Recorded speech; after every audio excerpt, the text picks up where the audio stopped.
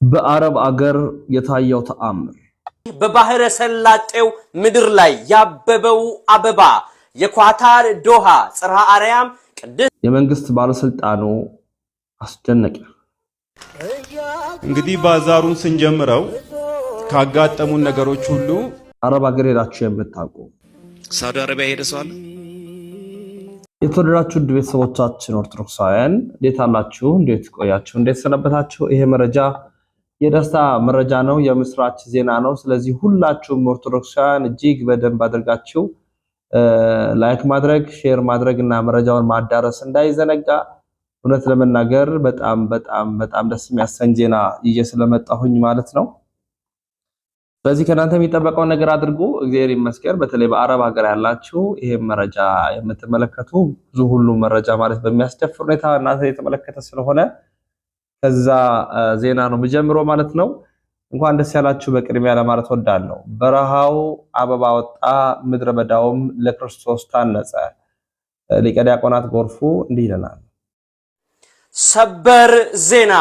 ይሄንን ቪዲዮ እጅግ ለምወደው ወንድሜ ለኮሜዲያን እሸቱና ለስራ ባልደረቦቹ ደስታችሁን እየገለጻችሁ እንድታደርሱልኝ በፍቅር እጠይቃችኋለሁ። በረሃው አበባ አወጣ፣ ምድረ በዳውም ለክርስቶስ ታነጸ። ወንድሜ ሆይ የዘመናት ጉጉትህና ናፍቆትህ ቀን ተቆረጠለት።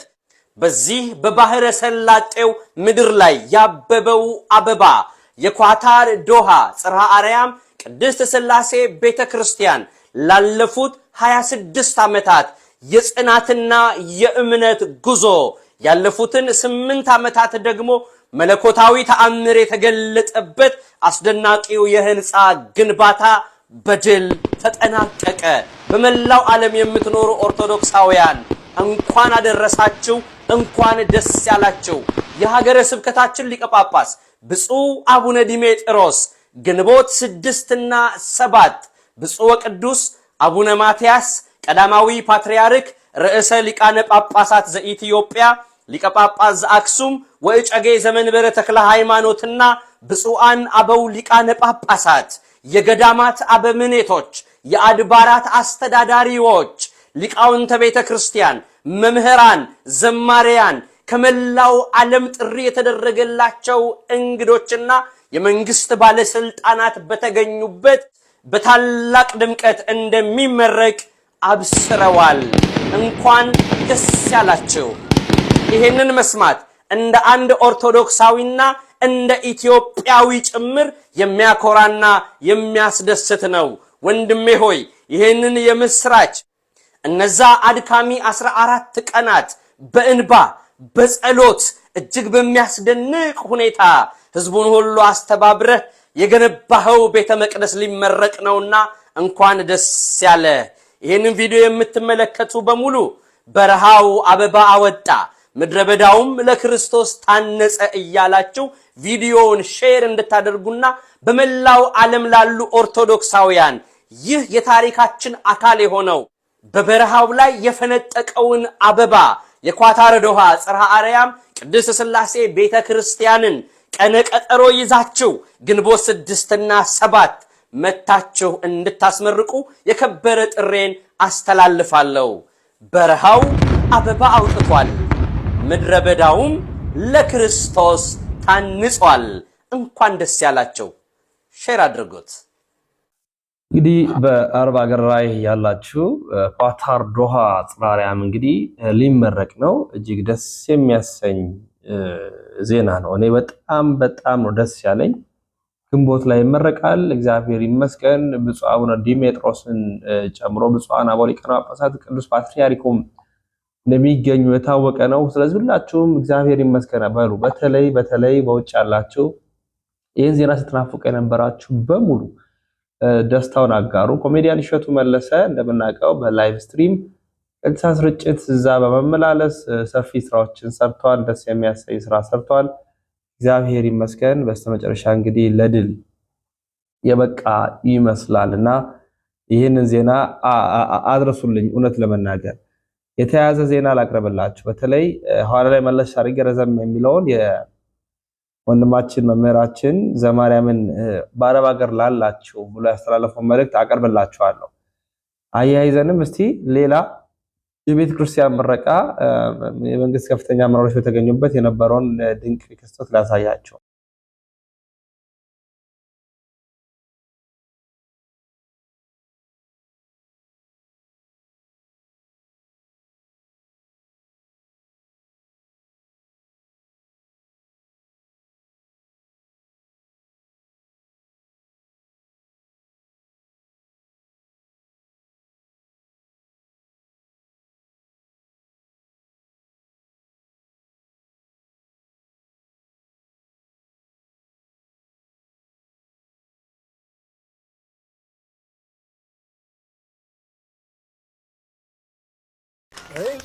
እንግዲህ ባዛሩን ስንጀምረው ካጋጠሙን ነገሮች ሁሉ በጣም ፈታኝ የሆኑ ነገሮች አሉ። ብፁዕ አባታችን ጋር ሄደን ከአባታችን ጋር ሆነን የመጀመሪያ ጊዜ ስናስፈቅዳቸው ያሉን ቃል የማይጠፋ ልጆቼ እንደምትሉት አይደለም፣ ከባድ ነው። 180 ሚሊዮን ብር ማለት በጣም ትልቅ ነው። ያላችሁ ካፒታል ደግሞ አሁን የነገራችሁኝ ከዛ ጋር በጣም የተራራቀ ነው። እንዴት ነው የምታረጉት ብለው ሲነግሩን ብፁዕ አባታችን የእርሱን ቡራኬ ይዘን በእርሱ ከተመረቅን የማናረገው ነገር የለም። 160 ሚሊዮን ሳይሆን የእሱን 4-5 እጥፍ ማምጣት የምንችለን እኛ እኮ ጠንካራ የእርሶ ልጆች ነው፣ በእርሶ የምንመራ ነው አላቸው። እንግዲህ እንደዚህ ካላችሁ በአጭር ታጠቁና ይሄንን እንደምታሳኩ እኔ ባለሙሉ ነኝ፣ በመርቂያችኋለሁ። ስራችሁን ቀጥ ብለው ቡራኬ ተቀብለን ከዛ ጋር ነው እንቅስቃሴ ጀመር ነው ማለት ነው። ስለዚህ ለብፁዕ አባታችን ምስጋና እንድናቀርብላቸው ነው። የቀረም ቦታ የለም። ሀገር ሄድ ነው። ሙሉ ሀገርን አካለን ያለበስ ነው። ሌሊት 11 ሰዓት እንወጣለን፣ 4 ሰዓት እንገባለን። እንዳያችሁት ማለት ነው። በቀልድ የመጣ አይደለም። በደንብ አድርገን ሰርተን ነው። አባታችንን ሳላመሰግንም አላልፈው። ሌሊት አንዳንድ ጊዜ ላይ 8 ሰዓት ላይ ሌሊት እግዚአብሔር በሚያውቀው ደውልላቸዋለሁኝ እስኪሰለችሁ ድረስ ማለት ነው። ስለዚህ አባታችን አድክም ያለው ዛሬ እናንተ ፊት ለፊት ቆሜ ይቅርታ ጠይቃቸዋለሁ ማለት ነው። የእሳቸው ድካም በቃል እንደዚህ የሚነገር አይደለም። እንቅልፍ አልነበራቸውም። ሌሊት ተነስተው ንብ ባንክ ሄደን መነጋገር አለብን፣ የቢሮ ነገር ታውቃላችሁ። እሱን ንግግር ስናደርግ በየቀኑ ከኛ ጋር ሌሊት ተነስተው እየሰጋን እኛም የጸሎት ሰዓታቸውንም ተሻማን እያል ያን ሁሉ ተቋቁመን ዛሬ ሚሊዮን ብለን የገለጽነው ላይ ደርሰናል። በድጋሚ እንኳን ደስ አላችሁ።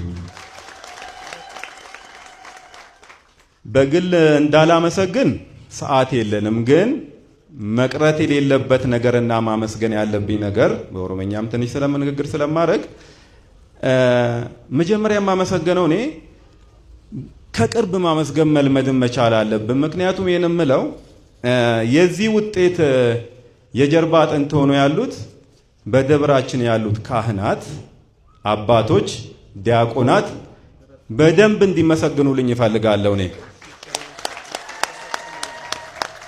ምክንያቱም ደግሞ ምክንያት ስላለኝ ነው። እኔ ልጃቸው እያለሁኝ ልክ እንደ ልጅ ሳዛቸው ምን እንስራ ብለው ሌሊቱን ተነስተው ምንም ሳያግዳቸው ሁል ጊዜ ማለት ነው እንደ ልጃቸው እያዩኝ ማለት ነው አንዳች ነገር ሁሉም ቦታ ላይ ገብተው ቲኬት እስከ መያዝ፣ እንግዶችን እስከ መቀበል፣ ከኪሳቸው ገንዘብ ከማውጣት ልጆቻቸውን በማስተባበር ያረጉት ነገር አሁን በዚህ መድረክ ብቻ ተነግሮ የማያልቅ ስለሆነ እንዲሁ አጠቃላይ አድርጌ ዲያቆናቱንም እዚህ ያሉ አባቶችንም በድጋሚ እንድታመሰግኑልኝ እፈልጋለሁ። በዚህ በመቀጠል ወንድማችን አቶ ዲንቁ ያረጉትን ነገር ትንሽ ማንሳት እፈልጋለሁ። ጎናችን ላይ ያሉትን ጥያቄ ከአባታችን ጋር ስንጠይቃቸው እዚህ ጎረቤታችን ያለውን ግሎሪን ስንጠይቅ ብኖር ባዛሩ ላይ ብገኝ ደስ ይለኝ ነበረ። ግሎሪ ማለት እኮ የገብርኤል ነው፣ ምን ችግር አለው? ግሎሪ ብቻ ሳይሆን ከታች በኩል ያለውን አዳራሹን፣ ሲኒማ ቤቱን ያለ አንዳች ነገር ባዛሩ ማለቅ ሳይሆን በምፈልጉበት ጊዜ እንኳን ተጠቀሙት ብለው ስለፈቀዱልን እሳቸውም እንድታመሰግኑልን። እንግዲህ እግዚአብሔር ቸር ነው። ስጦታም ከሰጡን ወደፊት እናያለን። በደንብ አመስግኑልን። እንግዲህ በአዳማ ናዝሬት የቅዱስ ገብርኤል ካቴድራል ላይ የነበረውን ነው ያሳየን ያለ ነው። እርግጥ ቤተ ክርስቲያንና አሁን በጣም ትልልቅ አብያተ ክርስቲያናት የተገነቡ ነው። ትልልቅ ህንፃዎች የተሰሩ ነው። ትልልቅ ታሪክ የማይረሳቸው ለትውልድ የሚቀመጡ ለታሪክ የሚወሱ አስደናቂ የሆኑ ስራዎች፣ አስደናቂ የሆኑ ክስተቶች፣ አስደናቂ የሆኑ ነገሮች የተሰሩ ነው። ይበል የሚያሰኝ ደስ የሚያሰኝ መረጃ ነው በእውነት። ወንድማችን ዲያቆን ዘማርያም ረዘም ያለ ነው። በአረብ ሀገር ሄዳችሁ የምታውቁ በማለት የነሱን ጽናት እኔ እንኳን በአንዳንድ ስራዎች በቅርበት ሳጣራ ነበርና በጣም አረብ ሀገር ላይ ያለው የኦርቶዶክሳዊነት ጽናት፣ የክርስትና ጽናት ቀሪው ዓለም ላይ ሆኖ ቢሆን ምን ያህል ብርቱ እንደምንሆን በጣም ነው መገረም። በጣም ጠንካራ ኦርቶዶክሳውያን አሉ። ምክንያቱም በምን አይነት ህይወት ውስጥ እንዳሉ የሚያውቁ እነሱ ስለሆኑ ማለት። ስለዚህ እነዚህ ኦርቶዶክሳውያን ጸንተው ጠንክረው በርትተው የቆሙ የጸኑ ናቸውና በጣም ይደንቀኛል። እስኪ እንከታተል። ሳውዲ አረቢያ ሄደ ሰው አለ? የለም አይደል? ብትሄዱ የትራፊክ መንገድ ላይት ላይ ነን ሙስሊም ያልሆነ ሰው ወደ ቀኝ ታጠፍ ይላል። እንዳትረግጠው ይሄን መሬት አለ። አሁንም ላይት ግቡ፣ ጎግል ላይ ያለላችሁ። እኛ በዚህ ጋር አትለፉናለን እንደኛ። አክራሪ ግን ማን? ኦርቶዶክስ። ያለ ስማችን እኮ ነው የሚሰጠን። የአየር ጤና ክራይ ነምር ቤተክርስቲያን አለ። በዚህ ጋር ከኦርቶዶክስ ውጪ እንዳታልፉ ብለናል እንደኛ። እንደዛ ነው እኮ የሚለው። ነን ሙስሊም እኮ ነው የሚለው። ሙስሊም ያላችሁ ሰዎች በዚህ ጋር እንዳታልፉ ይላል። በመኪና እኮ ለማለፍ እኮ ነው። አሁን ያለውን እኮ ነው ነገራችሁ ያለሁት። ማን ነው አክራሪ? አንተ ቤተክርስቲያን ስታስቀድስ ነው አክራሪ የምትባለው? ስጨፍር ግን በቃ ገለልተኛ ነህ፣ ነፃ ሰው ነህ። እኛ ቤተክርስቲያን ስለማናውቃት ነው፣ ቀርበን ስለማንጠይቅ ነው።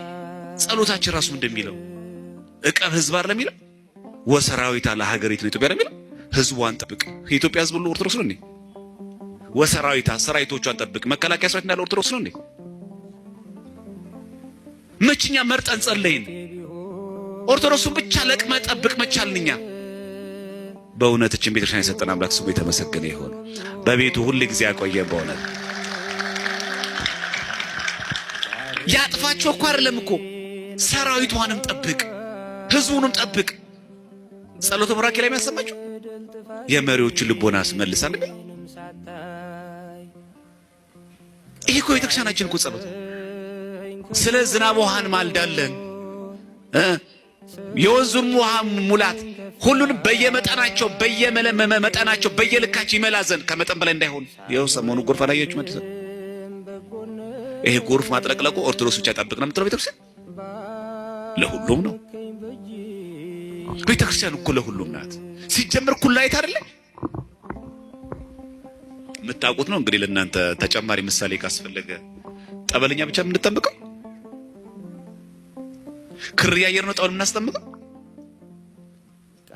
ከዳኑ በኋላ እንኳን በጠበሉ አይ ክር ማሰር አለብህ። ጠበል እኮ ባለቤትነቱ የኛ ነው። ክር ካላሰራችሁ መጠመቅ አይቻልም ማለት እኮ እንችላለን። ተፈውሰው እንኳን በዛው በእምነታቸው መቀጠል ይችላሉ። መች ቤተክርስቲያን ጎረረች እንደዚህ ብላ? መሃን የነበሩ ሰዎች ሸንኮራ ዮሐንስ የወለዱ ሰዎች የሉ? ኤችአይቪ ቫይረስ የነበረባቸው የተፈወሱ ሰዎች የሉ? ደም ግፊት የነበረባቸው፣ ስኳር በሽታ የነበረባቸው፣ ሳይነስ የነበረባቸው የተፈወሱ ሰዎች የሉ? ይሄን እኛ አናውቅም? በጎረቤቶቻችን የለም? መች ቤተክርስቲያን ሁሉ አወራች? ሐኪም ያልፈታውን የሚጥል በሽታ ያለባቸው ሰዎች ኮዙ እኮ አይታወቅም አሁን ድረስ። አንድ ጊዜ ሲኤንኤን የሰራው ይሄንን ቪዲዮ ሰርቶ ነበር። አንድ ጊዜ ላይ የሚጥል በሽታ በአሁን ድረስ በዓለም መድኃኒት አልተገኘለትም ይላል። መጨረሻ ምንድነው ታውቃላችሁ? የሚጥል በሽታ እስካሁን ድረስ ድነት የተገኘው በኢትዮጵያ ኦርቶዶክስ ተዋሕዶ ቤተክርስቲያን ጠበል ነው ይላል። ስለዚህ የኢትዮጵያ ጤና ጥበቃ ሚኒስቴር ለኢትዮጵያ ኦርቶዶክስ ተዋሕዶ ቤተክርስቲያን እውቅና መስጠት አለበት ይላል። ይህን ዜና ሰምታችሁ እኛ ነገሩ ዚመት ይችላል። እኛ ስክሮል እያደረግን ነው አለ እንጂ ጥሩ ነገር እንኳን ሰው እንደዛ እኮ ነው ያለው። የሚጥል በሽታ እስካሁን ድረስ ምንም ነገር ነው ያልተገኘለት፣ ኮዙም አይታወቅም። የሚወድቁ ሰዎች ሁሉ መንገድ ላይ መፍትሄው እየተገኘ ያለው ሲኤንኤን የዘገበው ነገራችን የኢትዮጵያ ኦርቶዶክስ ክርስቲያን እሱንም በጠበል ነው ይላል። ስለዚህ የኢትዮጵያ ጤና ጥበቃ ሚኒስቴር ለኢትዮጵያ ኦርቶዶክስ እውቅና መስጠት አለበት። እኔ ያልቻልኩትን መድኃኒት አንቺ እያዳንሽ ነው ብሎ ኃይሏ ማን ስለሆነ ነው። እግዚአብሔር ስም የተመሰገነ ይሁን። ዛሬም የሚወድቁ ዛሬም የሚያፍገመግሙ ዛሬም በበሽታ ያሉትን እግዚአብሔር በምሕረቱ ይፈውስልን። ቤተክርስቲያን እኮ የሁላችን ናት። አድልታ እንኳን ለኛ ብቻ እንኳን አታረግም። ለምን ታዲያ ዓለማዊ ትሆናለህ? ክርስቲያኖች ከዚህ ቤተክርስቲያን የበለጠ አቃፊ አለ እንዴ? ስንቱን ያዘችው፣ ስንቱን ተሸከመችው። በውስጡ ግን ተንኮል ኑፋቂ ያለበትን ግን እግዚአብሔር ያጋልጠዋል። ለምን ይመስላችኋል አርዮስ ሆዱን ዘርግፎ የሞተው? ተመልሻለሁ በንስሐ አለ። ወልድ ፍጡር ማለት ታውቅ? አዎ ሎቱ ስብሐት። እንኳንም እግዚአብሔር አምላክ ለዚህ አበቃ። ስለዚህ ወልድ ፈጣሪ ነው አልክ? አዎ። በንስሐ ተመለስክ? አዎ። በሉ ቅዳሴ እናስቀድስና ስጋው ደሙን ይቀበል ተባለ። ችግር የለም ተመልሻለሁ ብዬ በውስጤ ልጠብቅና ከውስጥ ስራ ይሰራለሁ አለ። ልብና ኳሊቲ የሚመረምረው ማን ነው? እግዚአብሔር። ቅዳሴው ሲቀደስ አሃዱ ሲባል ወጣ ሆዱን እንደዚህ ያገላበጠው እግዚአብሔር ልባላ። እሱ የተጠራጣ ስጋው ደሙን ሊቀበል እኮ ባለቤቱ። የሰውን ከላይ ያለው መረመር ነው፣ የውስጡ የሚመረምረው ማን ነው? እግዚአብሔር ነው። ተመልሻለሁ ካለ በኋላ ውስጡ መረመር ነው እግዚአብሔር። እዛው አንበሳ መደብሽን ቤት እንደሄደ እዛው ነው እኮ አንጅቱ ዘርግፎ የሞተው ቁርባኑን ሳይቀበል። በውስጥ ያለባትን ሴራ የሚሰራባትን እንኳን የቤተክርስቲያን ጠላት ነቅሎ ነው የሚያወጣላት። ምክንያቷ መሰረቷ ማን ነው? ክርስቶስ ስለሆነ እኛ በዓለም ያለን ሰዎች በሙሉ ወደ መንፈሳዊነት መምጣት ያለብን ይሄ ጊዜ ነው። ዘመኑ አስጨናቂ ነው። ምን ደስ የሚል ዜና ትሰማላችሁ ክርስቲያኖች? ከዚህ የበለጠ መቆረጥ ያለበት ጊዜ የለም። እንደዚህ አይነት ህይወት አለኝ እኔ ካሁን በኋላ መንፈስ ይሆናል አትበሉ። ከዓለማዊነት ራቁ። ዛሬ እንደዚህ አይነት ሰዎች አለን። ኦርቶዶክስ ሆኖ የሁሉም ስጋ ይበላል። ሮብ ዓርብ አያውቅም። እንደፈለገ የሚኖረው ከፈለገው ሴት ጋር ይተኛል። ዓለማዊ። ይሄ ወዴት እንደሚያሸግር ታውቃላችሁ? ወደ እርስ በርስ ጋብቻ። ቀለል አድርገው አታካብደው ወደሚል ይመጣ። ሴኩላሪዝም እኮ ያልተረዳው ያንን ነው። መድሎማ ለማንም ክልክል ነው። አንተ ከንቲባ ሆነ ኦርቶዶክስ ሆነ ኦርቶዶክሱን ብቻ ፍትህ ማድረግ የለብን። ሌላውን ቤተ እምነት ፍትህ ማድረግ አለብን። ኦርቶዶክስ ነው ታስተምረው እኮ ኦርቶዶክስ እኮ ምጮ ለኔ መልካም ነገር አድርገ ሌላውን ጨኩን ደፍጥጥ እኮ አይደለም። ፍትህ ያስፈልጋል። ወንክ አንተ የዛ ስራ ሂደት ባለቤት ስለሆንክ ሌሎቹን ጨኩን ደፍጥጥ አትልም። ፍትህ ለሁሉም ቤተክርስቲያን የምታዘው ካን ነው ታውቃላችሁ። ስለዚህ ኦርቶዶክስ ሆነ እያስቀደስክ እየጾምክ አለማዳላት ይቻላል። የበደለ ኦርቶዶክስ ከሆነ የተበደለው ሌላ ቤተ እምነት ከሆነ መፍረድ አለብን። እውነት ነው እንጂ ኦርቶዶክስ ስለሆነ አይ ይግደል ሲፈልግ ይጨፍጭፍ ሲፈልግ አትልማ። ኦርቶዶክስ እንደዛ አታምንም እኮ። እውነት ናታ ኦርቶዶክስ። እውነት ደግሞ አታስመስልማ። ስለዚህ አንድ ሰው የሆነ ቦታ ላይ ፍትሃዊ ለመሆን ፈልጌ እኮ ነው ዓለማዊ እንቁት አይባልም ነው። እየጾምክ እያስቀደስክ እየሰገድክ ቅድም እንዳልኳችሁ ቤተ መንግስት ላይ ተቀመጠው ሰውዬው ቁጭ ብሎ ያ ንጉስ ገዳም ውስጥ ያለው ባህታዊ ምን አለው? በለጠው። ያ ባህታዊ ካላየውት አለ።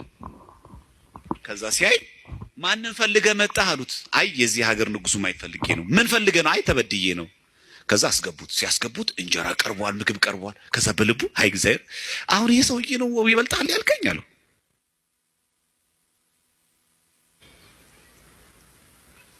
ይሄ ሰው ይበልጣል ምትለኝ አገር እየመራ የሚበላው ምግብ አየ። ከዛ ንጉሱ ብላ ሲባል እኔ አልበላም አለ። ልክ እንደጠገበ መስሎ አይ በቃኝ እናንተ ብሉ አለ።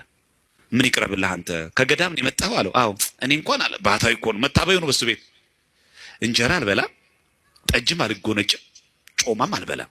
እኔ የምበላው ቅጠል ነው አለው። ብላሽ አለው። በሱ ቤት እኮ በቃ ንጉሱ ምግብ ይበላል፣ እንጀራ ይበላል፣ ጮማ ይበላል። እኔ ባህታዊ ከገዳም ቼክ ላይ ያደርጉ ነው የመጣው እኮ ይበልጠኛል ይሄ ንጉስ አይገበልጠኝም ብሎ እኮ ነው ቤተ መንግስት የገባው። ልክ ማታ ማረፊያ ሲሰጠው ንጉሱ ወደ ቤቱ ሲገባ ልክ አልጋው ላይ ተኛ። ቆቡን አድርጎ ሲሰግድ ያየዋል። ሲሰግድ ደግሞ ፊቱ እንደ ብርሃን እየበራ ያየዋል። ወይ ጉዴ ቅድም በንግስና ወንበር ላይ ተቀመጠው ሲሉ ወይስ አይኔ ነው አለ።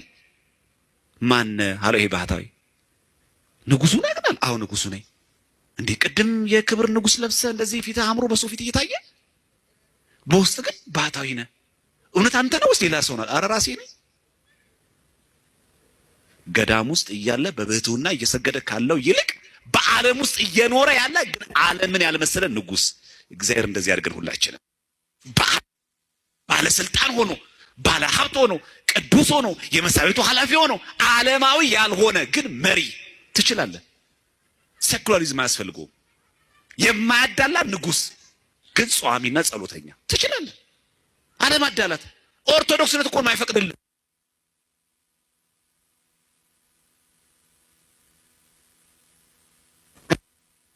በቃ በጎነት ኦርቶዶክስነት ራሱ ፍትህ ነው። ስሙ ራሳችን የእምነታችን ትምህርት ምንድነው ትርጉሙ? ራሱ ኦርቶዶክስ ማለት ነው ትክክለኛ ቀጥተኛ እምነት ማለት ነው። ቀጥተኛ ማለት እኮ ትክክለኛ እውነተኛ አስተምህሮ ትምህርት ማለት አይደል? ኦርቶዶክሳዊነት ማለት እኮ እንደዛ ነው። ትክክለኛ እውነተኛ ርትዕት የሆነች ያልተጣመመች ጽነት የሌለባት የተቃናች ሁሌ ትክክል የሆነች ማለት ነው። አንተም ትክክል መሆን አለብህ። መስሪያ ቤት ላይ አለማዳላት፣ ስራ ቦታ ላይ አለማዳላት፣ በቤተሰብ አለማዳላት፣ በትምህርት ቤት አለማዳላት፣ በሁሉ ቦታ በጎና ትክክለኛ ሰው መሆን እግዚአብሔር እንደዚህ ቅዱስ ያድርገን ሁላችን። ለዚህ ነው የጠራችሁ አባታችሁ እግዚአብሔር ቅዱስ ነውና እናንተም በኑሯችሁ ሁሉ ምን ሆኑ? ቤተክርስቲያን ውስጥ ንጹሐን ሁኑ የሚለው ቤተክርስቲያን ስትመጡ ብቻ ነው የሚለው? ቤት ሁሉ በኑሯችሁ ሁሉ ምን ሆኑ? ቅዱሳን። በኑሮ ማለት ትዳርም ኑሮ ነዋ፣ ትምህርትም ኑሮ ነዋ፣ ስራም ኑሮ ነዋ፣ ማህበራዊ ህይወትም እኮ ኑሮ ነው። በኑሯችሁ ሁሉ ቅዱሳን ሁኑ፣ ልዩ ሁኑ። ቅዱስ ማለት የተለየ ክቡር ሁኑ። አሳበህ አትጨፍር፣ አሳበህ አትዘሙት፣ አትሳበህ ዘረኛ አትሁን፣ አትሳበህ ሰውን። ርቱዕ ሁን ሁል ጊዜ፣ ቅን ሁል ጊዜ፣ የማያዳላ ሰው ሁን ሁል ጊዜ። ይህንን ዓለም አትምሰሉ። የተወደዳችሁ ቤተሰቦቻችን ወደ ኦርቶዶክሳውያን የዛሬ መረጃዎቻችን ምን ይመስላሉ? መረጃው ለመላው ዓለም ይዳረስ ዘንድ ላይክ፣ ሼር ማድረግ እንዳይዘነጋ እያልኩኝ ተሰነባበትኩ። ሰናይ ቆይታ ይሁንላችሁ።